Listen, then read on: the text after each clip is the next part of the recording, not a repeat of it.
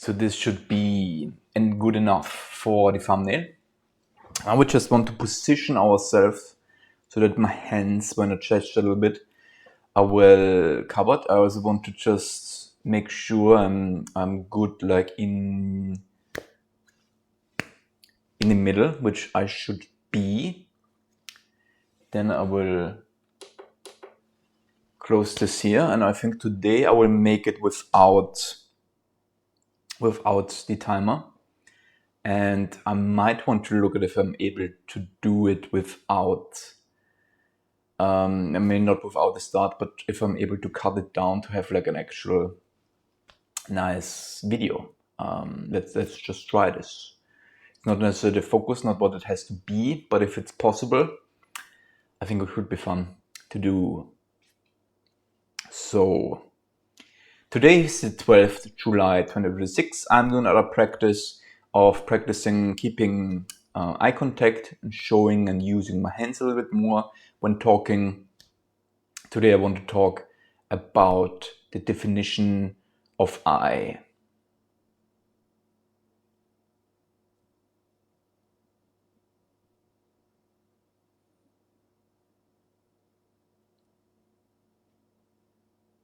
I already feel a little bit of the expectation that comes with trying to make it work as like a structure and something that can cut things out, and it works really well. So that's already a little bit bad. I think I have to throw that away. Have you ever thought about what I means? I like to think about definitions, and the definition of I think is a very interesting one. I want to start with I is a word. I mean I as me, myself. I is a word, in this case in the English language. The English language is a tool for us to communicate between humans. So I is a word in a framework, in a tool set that we use to communicate something about me, about, in this case, this human here, to you. That's what I in its most basic form is. It's a word, a symbol, a tool for communication between humans, which, if you think about it, makes it very strange that the word,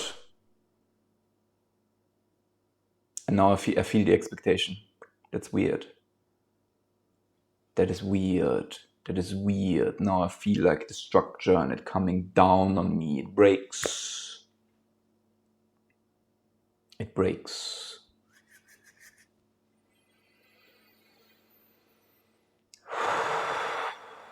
That is weird. That is so weird. And I don't know where it was. So this is already done. We already lost this take. And not just this take. And I will not do another one. Alright.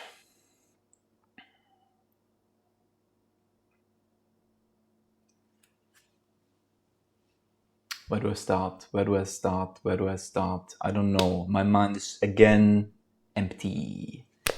Cleared by expectations of trying to make a video in one go that people could actually watch. I shouldn't have these expectations. I shouldn't try to do this at this point. It's stupid, to be honest. But I was talking about the definition of I, and how I find it very funny and interesting how, yeah, now I'm lost again. Lost again, just blank. Nothing going on in my head.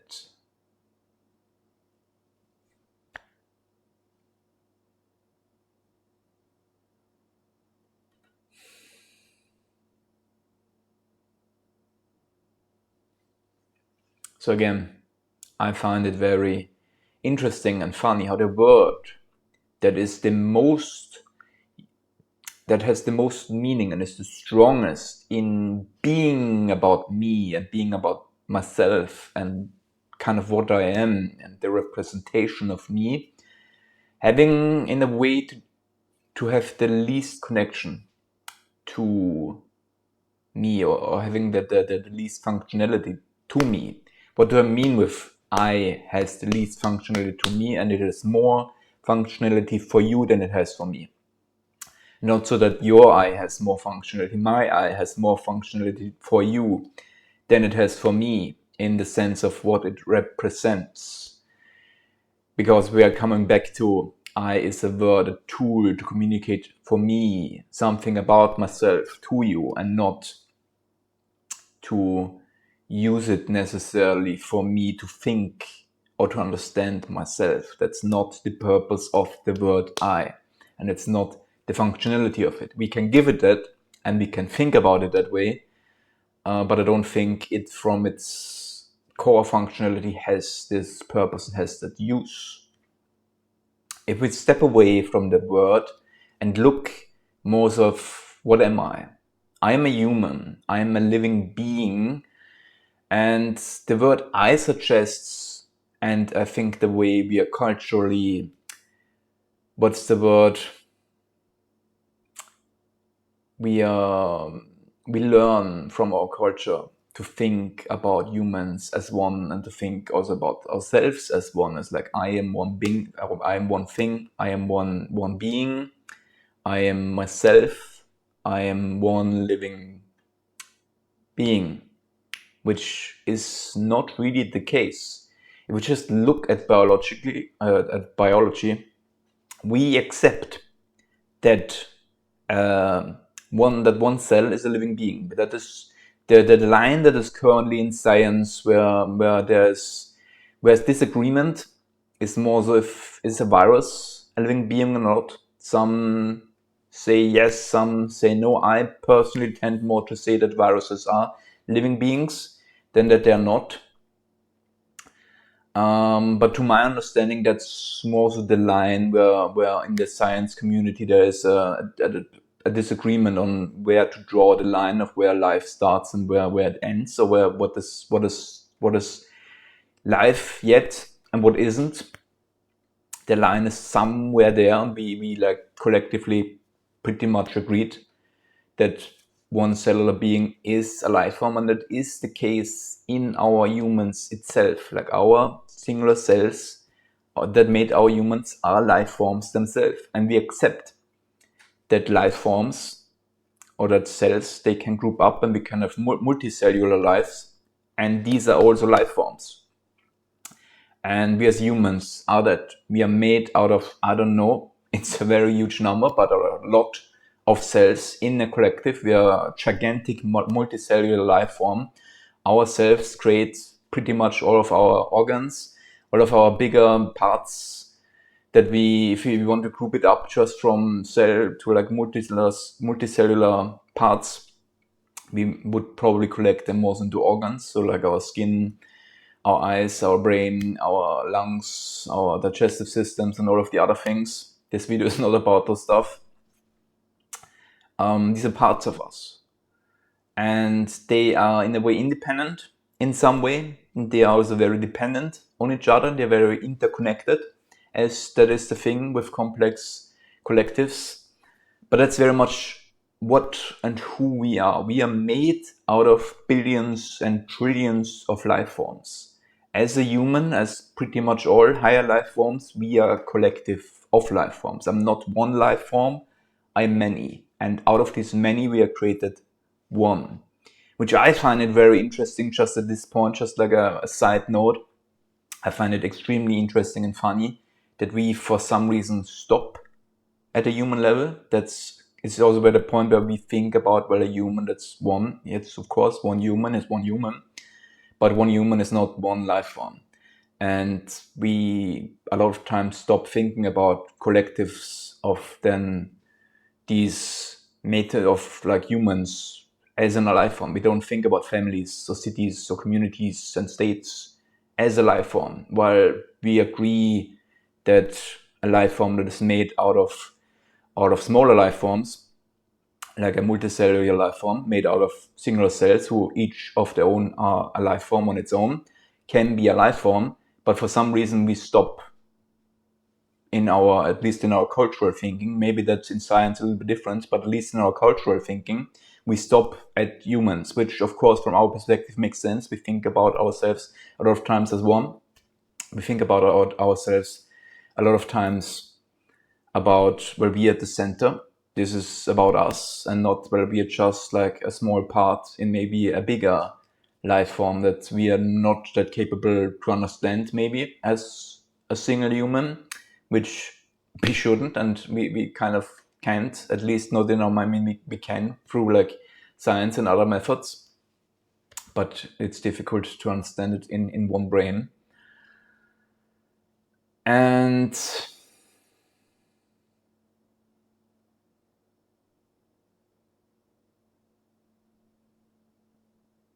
yeah, where do I want to go next?